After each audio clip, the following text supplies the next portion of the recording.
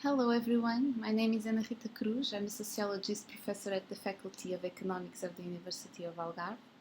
And I'm a researcher at CINTURS, also from the University of Algarve. This is the Research Center for Tourism, Sustainability and Wellbeing. And I'm also a researcher at Dinâmia 7 ISCTE, the Center for Socioeconomic and Territorial Studies, a research unit from the University Institute of Lisbon. Today I'm going to talk to you about touristification and tourism gentrification in Portugal, and in particular how the short-term rental boom has boosted these processes, how this has impacted residents, and what the public policy backlash has been. Before starting, I would like also to say to you that this communication is co-authored by Maria Assunção Gato, who is a colleague of mine at Dinâmia 7 ISCTE.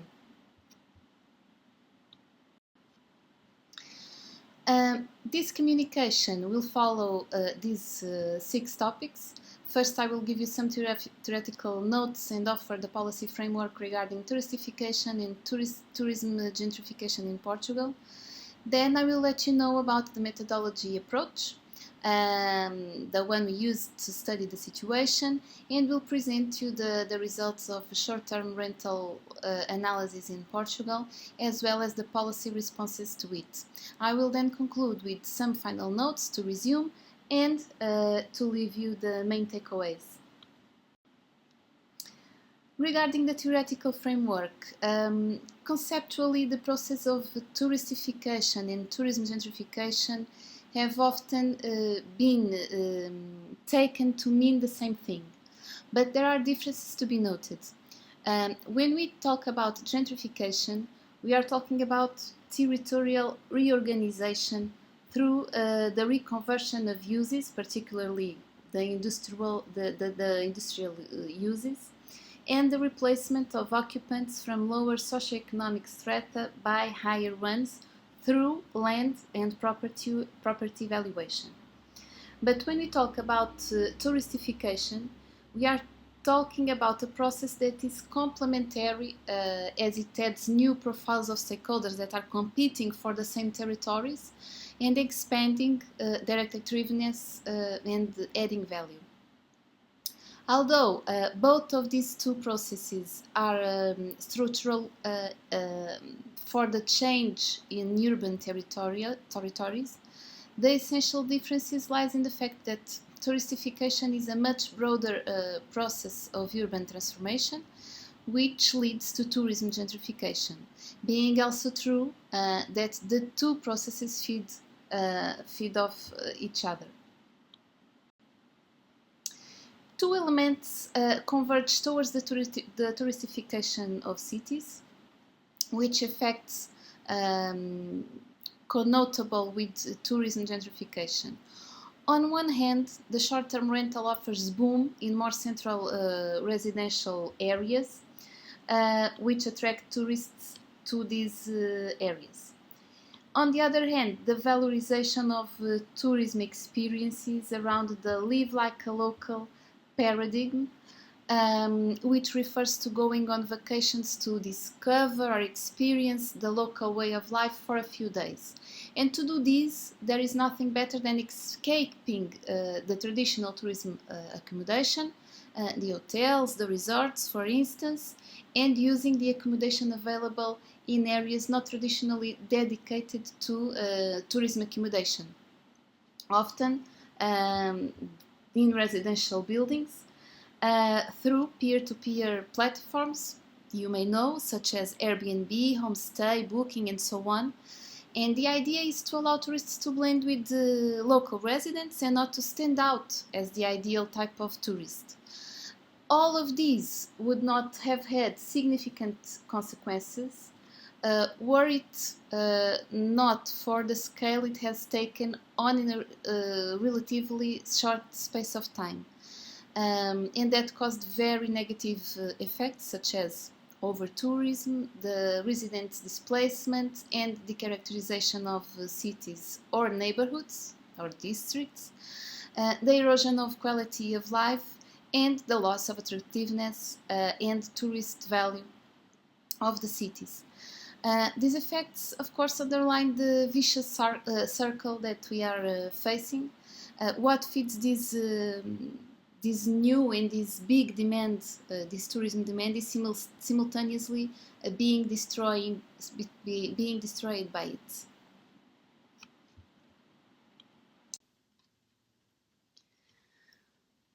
Regarding the policy framework, Portugal had a relatively late entry into these processes compared to other European cities and countries. The subprime financial crisis of 2008 accelerated this entry through a clear strategy of the Portuguese government at the time as a way to overcome the crisis through the revenues from tourism. And as such, legal and regulatory conditions were created for this economic development model to thrive. In 2009, we highlight the tax benefits regime for non-habitual residents to attract foreigners with financial capacity. In 2012, the Golden Visa Scheme was created for nationals of non-European countries who intended to come to Portugal for business or property investment purposes. That has had visible effects on inflation in property values. Also in 2012, we highlight the new urban rental regime that was created, which allowed old rent values to be updated. In the sequence of these, lots of old tenants have lost the capacity to pay their rent. In 2013, the legal framework for urban rehabilitation was created, which boosted the attraction of global financial capital and increased investor demand, of course. And finally, in 2014, it was created a legal framework for short-term rentals, establishments, operation, and among other aspects, I need to underline the greater freedom in regulation and tax advantages compared to long-term rentals. Just to give you an idea, the tax on long-term rentals at the time was around 28%, and for short-term rentals it was only 6%. So it's a very big difference to underline here. Along with this, we underline the decisive impetus given by the digital platforms based on the peer-to-peer sharing economy model, which mediates short-term rentals, the so-called platform capitalism. At the same time, the digital platform lobby has also exerted pressure on the European Union in the context of the interpretations of the e-commerce directive and the directive on services in the internal market. Well, given this context, we aimed to understand the evolution of short-term rental establishments and its characteristics in the different territorial contexts of mainland Portugal. We also analyzed the public policies explicitly aimed at short-term rentals and assessed the different types of responses provided in light of the situation's evolution. We analyzed, to do that, we analyzed secondary data from the National Registry of Short-Term Rentals, and we did documentary analysis of public policies aimed particularly at short-term rentals in the different territorial contexts covered by the analysis. The 2012-2022 period was analyzed, focusing on first 2012, the year in which the legislation that made the urban rental legal regime more flexible and facilitated short-term rentals was published. Then focusing also 2019, the pre-pandemic year, which corresponded to the best year ever in tourism terms, in terms of revenues until then. We then focused 2020 and 2021, the years of pandemic, with a sharp reduction of tourism activity, but they are in the analysis as well. And we focused also in 2022, which marked the recovery of tourism, of the tourism sector, after the most critical phase of the pandemic. In geographical terms, we selected the Portuguese municipalities with a tourism intensity equal to or greater than the national average. the tourist intensity here was measured by the number of guests per 100,000 inhabitants. This table shows the municipalities covered by these selection criteria, distributed across the NUTS2 regions of mainland Portugal. The two metropolitan areas of Portugal, Lisbon and Porto, have also been added to the analysis for a better territorial context. And as you can see, the Algarve region showed here is the most touristic one in Portugal, so it has a very strong tourism intensity, which is why it has 12 of its 16 municipalities covered in the analysis. However, it is also interesting to see that there are already several low-density territories with a tourism intensity above the national average.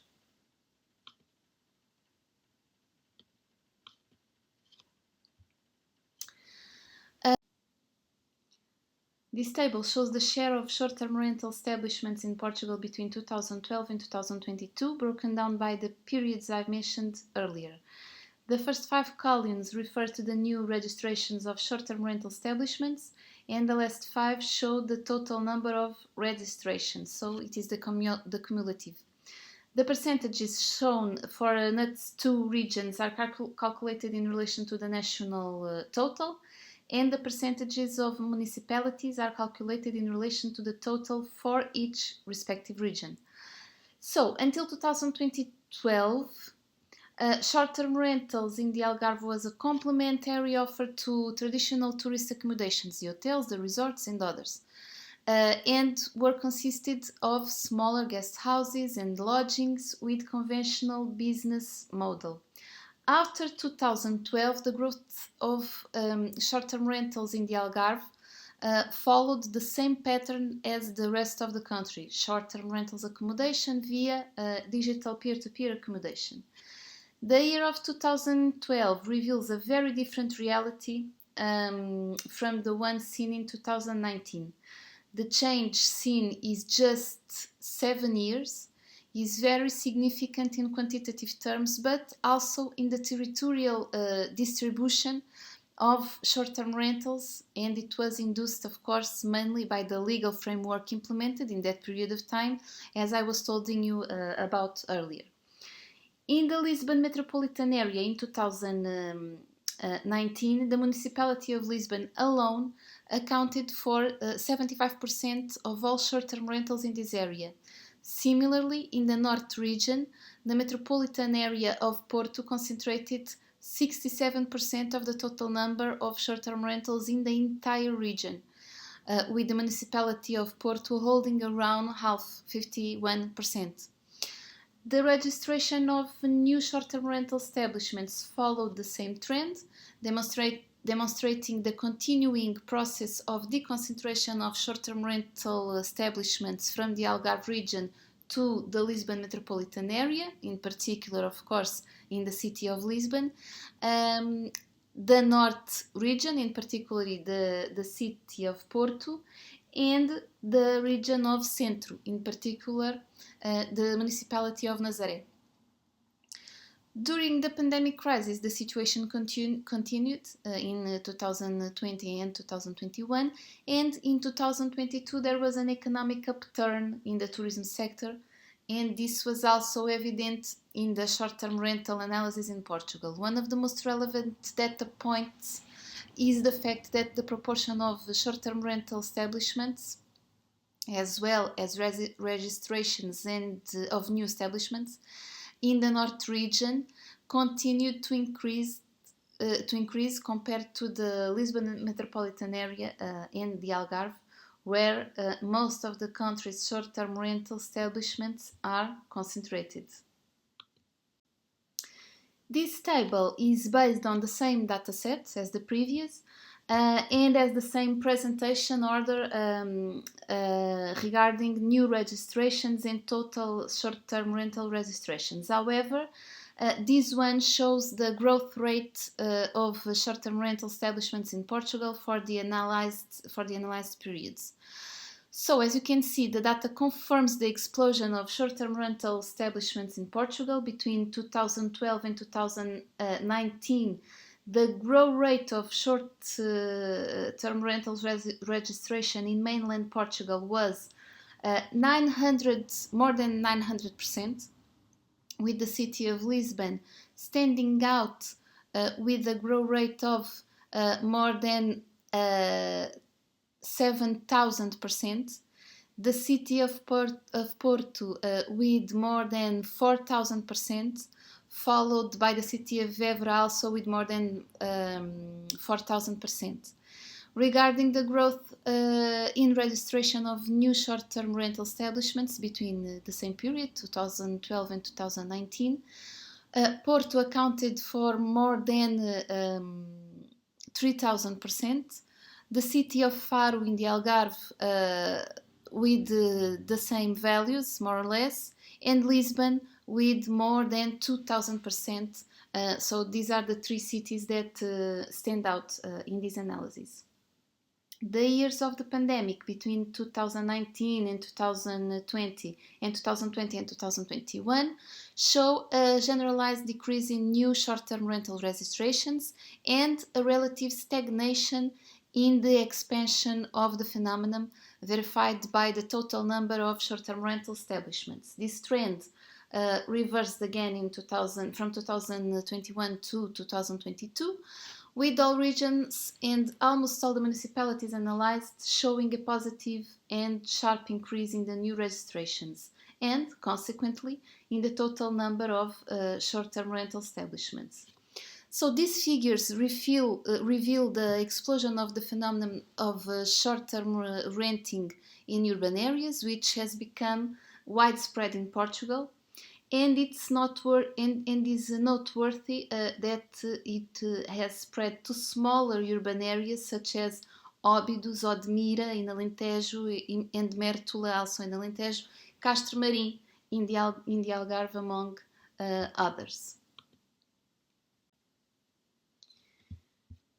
To finish presenting the results, I will show you the one last exercise we did calculating the intensity of short-term rental establishments in relation to the total number of housing buildings in each of the territories analyzed, which we've presented here in this graph.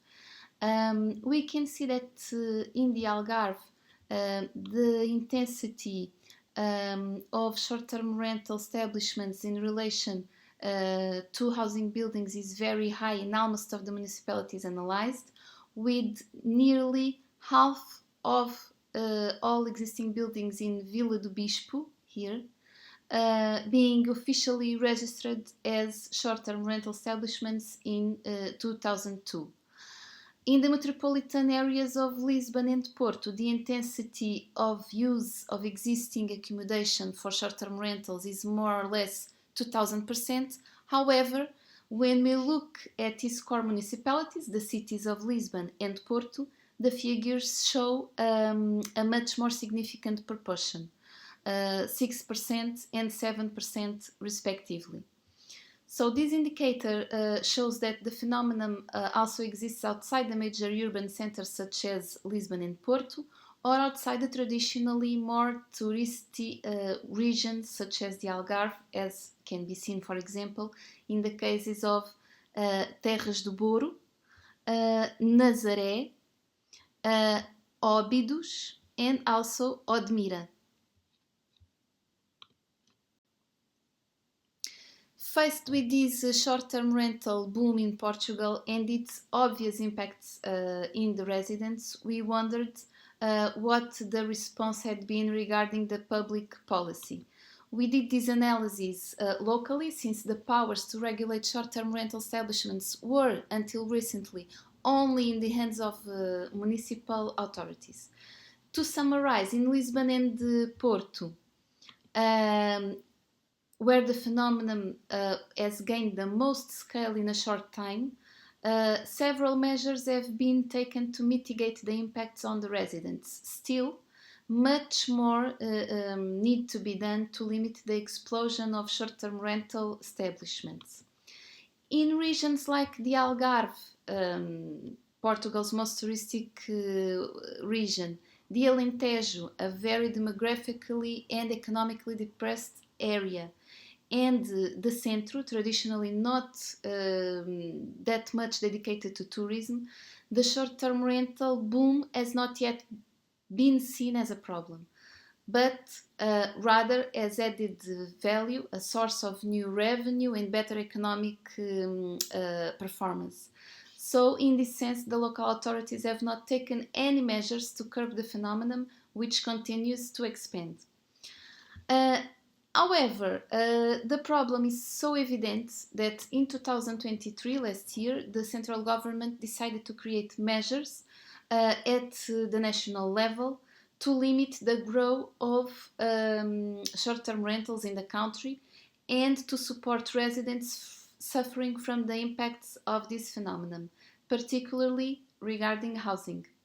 So the most significant measure was the total suspension of new short-term rental licenses in the country, except on inland areas. So in more rural areas, it is possible to have new licenses of short-term rentals. The rest of the territory, it's not. In the meantime, I also have to say a new central government has taken office more or less 2 months ago and promised to reverse these last measures that were taken last year. So much more is to come regarding this issue. Moving fast to the final notes, while it is true that Portugal had a relatively late entry into several global routes, after this entry there was a progression that was too rapid, too unbalanced, and with considerable negative externalities in the daily life of cities. As we have seen in this presentation, one of the most significant effects was the short-term rental boom, which had severe negative impacts. And of particular note is the impact on housing and the unequal competition between those who need a house to live in and those who use it as a financial asset. The gradual loss of the resident population in several neighborhoods also involves local commerce and other distinctive socio-spatial components that grant local identities to the city. The analysis highlights the mishmash of forces and the lack of available instruments facing the economic interests of various global players, whose intervention in other European cities had already provided too much evidence of similar phenomena unfolding in Portugal. The policy backlash was slow and ineffective, as the municipal programs we've seen in Lisbon and Porto have shown. Although the impacts of a high number of short-term rentals are also felt throughout the Algarve region, the temporalities and the characteristics of the phenomenon are not comparable. And as a last note, we must pay extra attention to what is beginning to be seen in other smaller Portuguese cities with high tourism potential. Thank you for your attention. If you have any comment or suggestion, do not hesitate contacting us, please. We look forward to discussing this topic with any of you. Well, farewell.